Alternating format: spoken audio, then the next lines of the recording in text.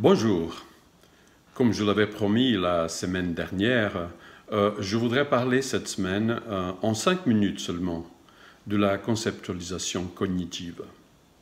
La conceptualisation cognitive, également connue sous le nom de formulation de cas, est l'un des aspects les plus importants, je dirais essentiels, de la thérapie cognitive. La conceptualisation peut être définie comme la description des problèmes que présente le patient et par la théorie nous permet de tirer des conclusions qui pourraient expliquer les causes et les facteurs qui empêchent certains troubles psychologiques ou psychiatriques. Cependant, je dirais que la conceptualisation guide principalement le thérapeute en relation avec les interventions, le traitement, à savoir, elle nous dira de quelle façon nous pouvons aider le patient. À mon avis, l'une des choses les plus difficiles et en même temps les plus importantes, c'est le partage des composantes de la conceptualisation avec le patient.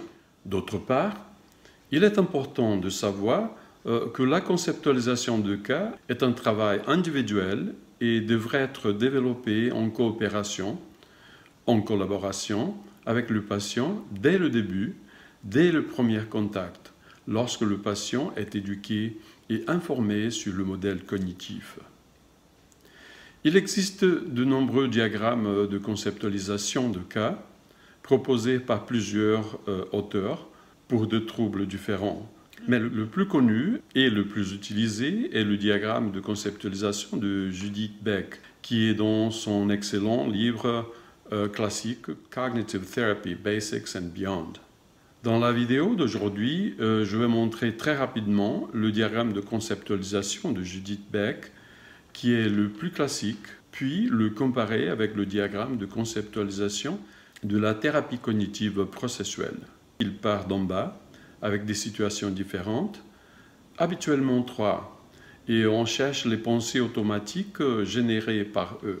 Cependant, ce qu'on veut est connaître la signification représentée par cette ligne en pointillé qui monte pour indiquer que les croyances intermédiaires et surtout les croyances centrales sont les sources responsables des pensées automatiques et des émotions et comportements qui en découlent. Une bonne histoire ou une anamnèse recueillie lors des séances initiales apportera les données pertinentes sur l'enfance qui ont déterminé l'évolution des différentes croyances positives et négatives. En fait, lors du développement de la TCP, mon idée était de créer un diagramme de conceptualisation qui permettrait aux patients de comprendre plus facilement le modèle cognitif et qu'ils pourraient facilement accéder tout au long de la thérapie. On peut voir ici que les composants sont exactement les mêmes que ceux trouvés dans le diagramme de Judith Beck. Ensuite, tout comme dans la TCC conventionnelle, le diagramme de la TCP est établi à 3 niveaux et à 3 étapes de traitement de l'information. Aujourd'hui, nous nous concentrons uniquement sur le premier niveau de la première phase et laisserons les autres niveaux et phases pour les prochaines vidéos.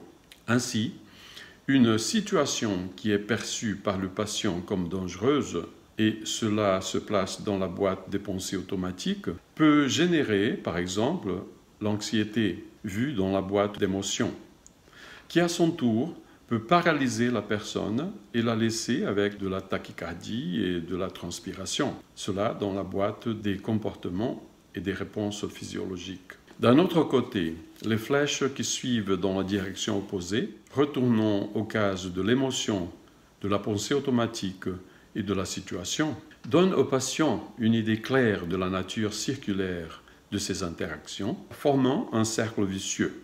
Ce cercle vicieux est ce qui permet de comprendre le biais de confirmation, à savoir, si je prédis que quelque chose va se passer, mon émotion et mon comportement vont dans cette direction et je finis par provoquer une nouvelle situation qui ferme le cercle.